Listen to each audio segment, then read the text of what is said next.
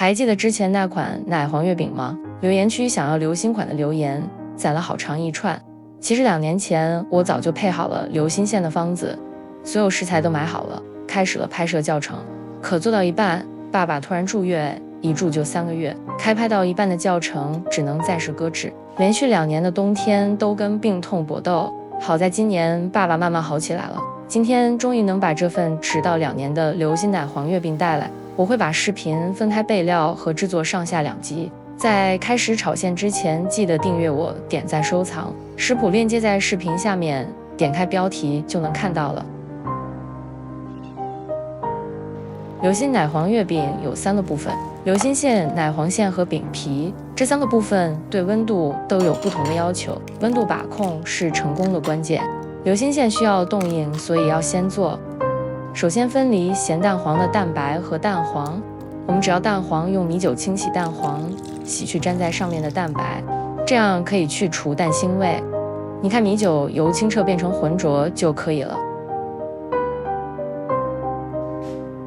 上锅蒸咸蛋黄2到3分钟，蛋黄只需要蒸熟到软心即可。太熟的话，蛋黄会变得太硬，影响流心效果。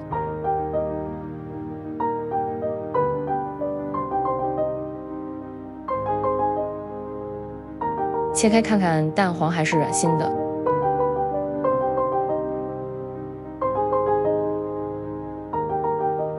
除去底下的硬蛋白，就可以拿去做流心馅了。Demerara 原蔗糖的颗粒比较大，我通常会把它打成糖粉，这样在后面步骤中就能轻松的与其他材料融合。后面做奶黄馅和饼皮都会用到这种糖粉，一次性把所需的原蔗糖都打成糖粉，然后分装好之后，就能按照配方的具体重量按需取用了。莫扎瑞拉起司、无盐奶油切成相同的大小，麦芽糖、椰奶和糖粉。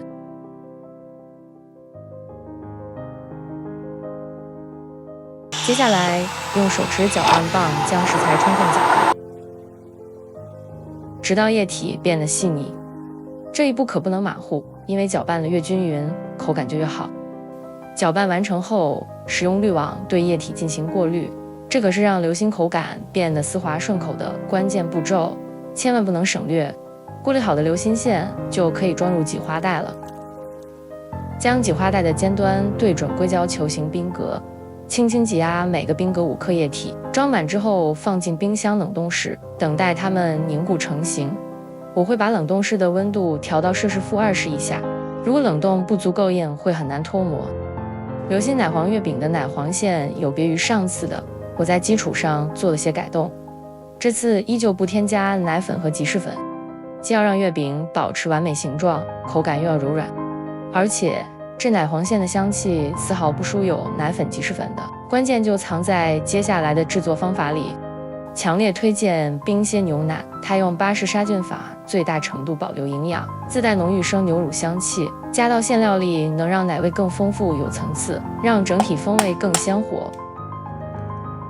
分离蛋黄与蛋白，只要蛋黄，将蛋黄与原蔗糖一同倒入一个大碗里，用手提打蛋器轻柔地搅拌混合，直到糖粉完全溶解。这一步不需要打发起泡哦。再缓缓加入鲜牛奶，一边加入一边搅拌，让它们充分融合。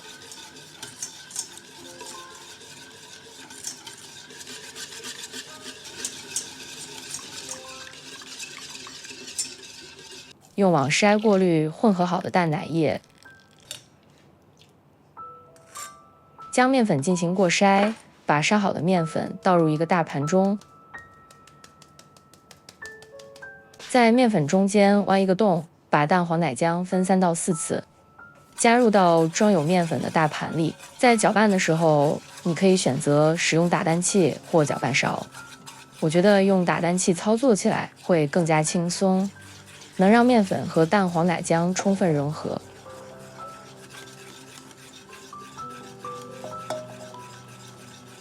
一直搅拌到看不到明显的粉粒为止。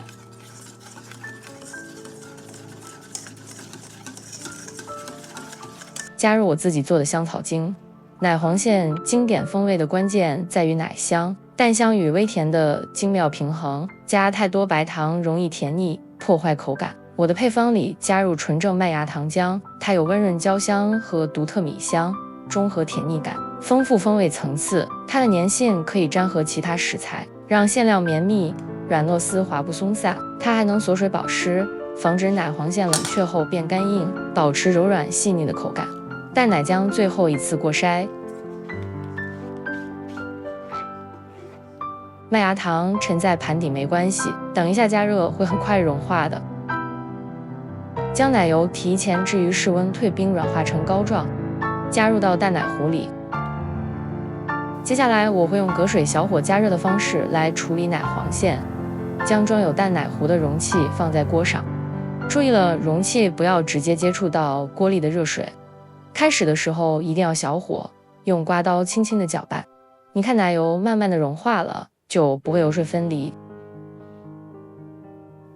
当淡奶壶的温度达到摄氏50度的时候，奶油就会开始慢慢融化了，我们就可以停止搅拌了。这个时候千万别着急，继续加热2到3分钟。当温度达到摄氏60度左右，容器底部的奶黄会开始凝固。这时候用刮刀将底部已经凝固的奶黄刮起来，让奶黄液体尽可能的接触到盘底，并且要始终保持这个温度，再静止加热1到2分钟。期间不断重复把盘底已凝固的奶黄刮上来，尽量不要进行搅拌。这种制作方法并非传统的炒熟，而是更类似于蒸熟。采用低温加热有很多好处，它能够有效防止因为高温而导致的油水分离现象，同时还能避免把含有鸡蛋成分的奶黄炒得过熟变老，从而保证奶黄细腻滑嫩的口感。